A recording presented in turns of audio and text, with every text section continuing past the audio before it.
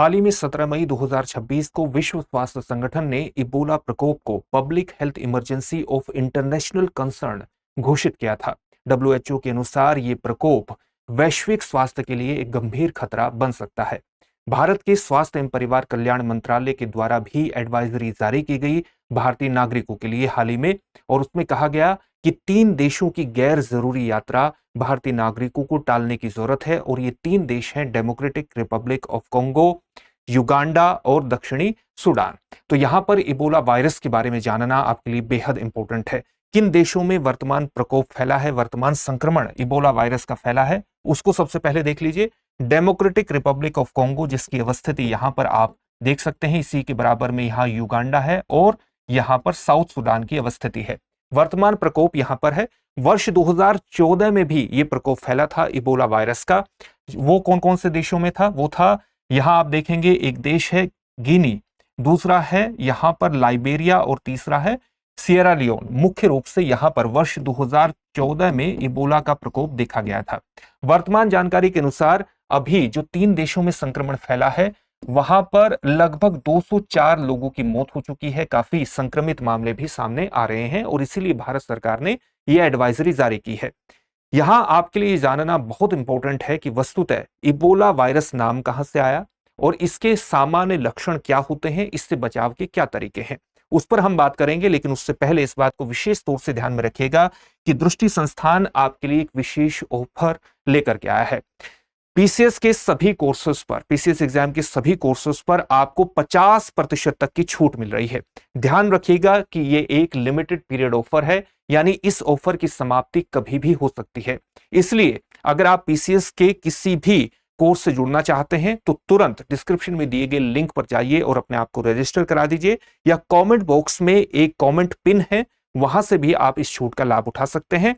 आप दृष्टि learning app download कर लेंगे तो इस सुविधा का लाभ उठाना आपके लिए बेहद आसान हो जाएगा। और अगर आपको किसी भी प्रकार का डाउट है तो 8750187501 पर कॉल कर लीजिएगा। तुरंत इसका फायदा उठाइए क्योंकि ये ऑफर कभी भी समाप्त हो सकता है। चलिए अब इबोला वायरस के बारे में सामान्य जानकारी हासिल कर लेते हैं। इबोला नाम कहां से आया है? वस्तुतः इसका फर्स्ट रिकॉर्डेड एविडेंस कब प्राप्त हुआ था? इबोला वायरस का 1976 में प्राप्त हुआ था। कहां से हुआ था? डेमोक्रेटिक रिपब्लिक ऑफ कॉन्गो में बहने वाली नदी इबोला नदी के पास में इसका पहला रिकॉर्डेड एविडेंस प्राप्त हुआ और इसलिए इसको हम जानते हैं इबोला वायरस के नाम से। वर्तमान में इबोला वायरस का एक खास स्ट्रेन फैला हुआ है। इस स्ट्रेन को हम कहते हैं बुंदी बुगियो। हो सकता है कि इसके प्रोनाउंसिएशन में थोड़ा सा डिफरेंस हो, तो उससे आपको घबराने की आवश्यकता नहीं है। ये स्ट्रेन फैला है और इस स्ट्रेन की खास बात क्या है कि इसकी कोई भी अप्रूव्ड वैक्सीन नहीं है और इसलिए सावधानी और जानकारी ही सुरक्षा का सबसे बेहतर उपाय है। इबोला वायरस के सामान्य लक्षण किस प्रकार के होते हैं, ये जानना भी आपके लिए बहुत इंपॉर्टेंट है। इबोला वायरस में सामान्य लक्षण में आप देखेंगे कि आपको तेज बुखार होगा। तेज बुखार होने के साथ साथ सिर दर्द भी हो सकता है और सिर दर्द के साथ साथ आपको थकान भी हो सकती है। आपको थकान होगी, आपको कमजोरी महसूस हो सकती है। इसके अलावा आपकी मांसपेशियों में काफी दर्द भी हो सकता है और मांसपेशियों में दर्द के अलावा आपको गले में खराश भी हो सकती है। ये इसके सामान्य लक्षण है। लेकिन धीरे धीरे इसका संक्रमण बहुत तेजी से विस्तारित होता है, यानी इसके जो लक्षण है वो बहुत तेजी से गंभीर भी हो सकते हैं। और गंभीर लक्षणों में आपको क्या होगा? आपको उल्टी हो सकती है, आपको दस्त हो सकता है, आपको डिहाइड्रेशन हो सकता है।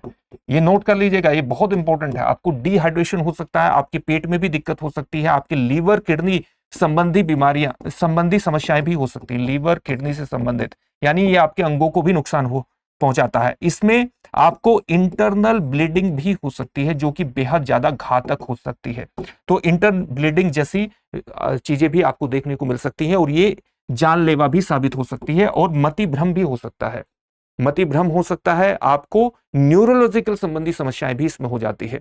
तो इसलिए इसका सबसे ज्यादा जो प्रभावी उपाय है वो ये है कि इसके लक्षण जैसे ही आपको महसूस हो तो तुरंत आप अपने आप को डॉक्टर को दिखाइए, क्योंकि लक्षण गंभीर होने से पहले ही अगर आप डॉक्टर को दिखा लेते हैं तो इस पर इसका संक्रमण, इसके जो लक्षण आधारित इलाज है इसके लक्षण आधारित इलाज से इसके संक्रमण को रोका जा सकता है, क्योंकि ये बहुत तेजी से फैलता है। अच्छा, फैलता क्या है, किस प्रकार से है, इसका संक्रमण किस प्रकार से होता है, ये जानना भी बहुत इंपॉर्टेंट है। तो ये एक जूनोटिक बीमारी है। जूनोटिक बीमारी किस प्रकार की बीमारी होती है? ऐसी बीमारी होती है जो कि जानवरों से मनुष्यों में फैलती है। इस तरह की बीमारी को हम कहते हैं जूनोटिक। और सबसे ज्यादा जो प्रमाण है वो इससे का पता चलता है कि ये फ्रूट बैट्स के माध्यम से मनुष्यों में फैलती है। सबसे ज्यादा बात वैज्ञानिक इसी बात पर बिलीव करते हैं कि फ्रूट बैट्स के माध्यम से मनुष्यों में फैलती है। अच्छा, मनुष्यों में एक व्यक्ति से दूसरे व्यक्ति में किस प्रकार से इसका संक्रमण होता है? तो जो बॉडी फ्लूइड है, जो शारीरिक तरल पदार्थ है, अगर आप संक्रमित व्यक्ति के शारीरिक तरल पदार्थ के संपर्क में आते हैं तो ये सबसे ज्यादा प्रभावी तरीके से इसके संक्रमण को लगातार फैला देता है। चाहे आप संक्रमित व्यक्ति के खून के संपर्क में आए, उसके द्वारा की गई उल्टी के संपर्क में आए, उसके द्वारा उसके पसीने के संपर्क में आप आ जाएं, तो उससे भी ये फैलता है। या उसने संक्रमित व्यक्ति ने कोई चीज छुई है, तो उस छुई हुई वस्तु के संपर्क में अगर आप आ जाते हैं तो उससे भी इसका संक्रमण फैल जाता है। ये एयरबोर्न डिजीज नहीं है, जिस प्रकार का कोविड-19 एक एयरबोर्न डिजीज है, यानी एक संक्रमित व्यक्ति के अगर आप नजदीक आते हैं तब भी आपको कोविड हो सकता है, लेकिन आप संक्रमित व्यक्ति के कमरे में बैठे हैं तो उसके माध्यम से नहीं होगा जब तक कि आप उसके बॉडी फ्लूइड के संपर्क में नहीं आते हैं, किसी शारीरिक तरल पदार्थ के संपर्क में नहीं आते हैं, चाहे वो खून हो, चाहे उल्टी हो, चाहे पसीना हो या अन्य शारीरिक तरल पदार्थ हो। तो इस प्रकार से इसका संक्रमण फैलता है। सबसे प्रभावी उपाय क्या है? सबसे प्रभावी उपाय है, अगर इसके लक्षण आपको दिखते हैं तो तुरंत आपको डॉक्टर की सलाह लेनी चाहिए। साथ ही इसका संक्रमण आधारित इलाज होता है, यानी जैसे बुखार हुआ तो बुखार आधारित इलाज होगा। लगातार हाइड्रेट रखने के लिए बॉडी को लगातार पानी पीने की सलाह दी जाती है कि आप पानी की कमी बॉडी में किसी भी प्रकार से न होने दे। अंगों को खराब होने से बचाने की कोशिश की जाती है। तो इसका जो इलाज है वो सामान्य रूप से माना जाता है कि जो लक्षण आधारित इलाज है वही इसका किया जाता है। और सबसे ज्यादा जरूरी है इसमें सावधानी और जानकारी। आपकी जानकारी का जो स्रोत है वो बहुत ही क्रेडिबल होना चाहिए।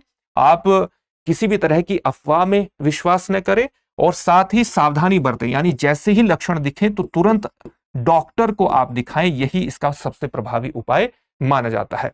अब आपके लिए एक बेहतरीन प्रश्न होगा जो आपको कमेंट बॉक्स में कमेंट करके जिसका उत्तर आपको देना होगा, लेकिन उससे पहले आपको इस बात को विशेष तौर से ध्यान में रखना है जो कि दृष्टि संस्थान की विशिष्ट पहल है, अस्मिता योजना 2026 हिंदी और अंग्रेजी दोनों माध्यमों में उपलब्ध है। यूपीएससी प्रीलिम्स 2026 हो चुका है और यूपीएससी प्रीलिम्स 2026 क्वालिफाइड अभ्यर्थियों के लिए नोएडा में हॉस्टल सुविधा दी जाएगी। अस्मिता योजना 2026 के माध्यम से न केवल हॉस्टल सुविधा आपको प्रदान की जाएगी बल्कि 1-to-1 मेंटरिंग सुविधा भी दी जाएगी, ग्रुप मेंटरिंग भी होगी, मॉक टेस्ट आपके होंगे, लाइब्रेरी और पीयर लर्निंग सुविधाएं प्रदान की जाएगी, मेंटरशिप सपोर्ट मिलेगा और रेगुलर आंसर प्रैक्टिस भी प्रदान की जाएगी। दृष्टि IAS-GS फाउंडेशन, चाहे वो ऑफलाइन हो, ऑनलाइन हो या पेन ड्राइव कोर्स से कोई स्टूडेंट जुड़ा हो, उन छात्रों के लिए यह सुविधा पूरी तरह से निःशुल्क होगी। तो अस्मिता योजना से जुड़ करके अपने आप को सफलता की दिशा में आगे बढ़ाइए। अब आपके लिए एक अभ्यास प्रश्न है। अभ्यास प्रश्न क्या है? निम्नलिखित कथनों पर विचार कीजिए। पहला कथन है इबोला वायरस कोविड-19 की तरह हवा में फैलता है, और दूसरा या हवा के माध्यम से फैलता है, यह भी स्टेटमेंट हो सकता है। दूसरा कथन है इबोला संक्रमित व्यक्ति के शारीरिक तरल पदार्थ के संपर्क से फैलता है। उपर्युक्त कथनों में से कौन सा यस से सही है या है? आपके सामने ऑप्शंस हैं, केवल एक, केवल दो, एक और दो, दोनों, न तो एक और न ही दो। इस प्रश्न का उत्तर कमेंट बॉक्स में कमेंट करके जरूर दीजिएगा। फिर से एक नए सेशन में आपसे मुलाकात होगी। धन्यवाद। अब एग्जाम की तैयारी को और बेहतर करने के लिए हमारे चैनल को लाइक, शेयर और सब्सक्राइब करना ना भूलें।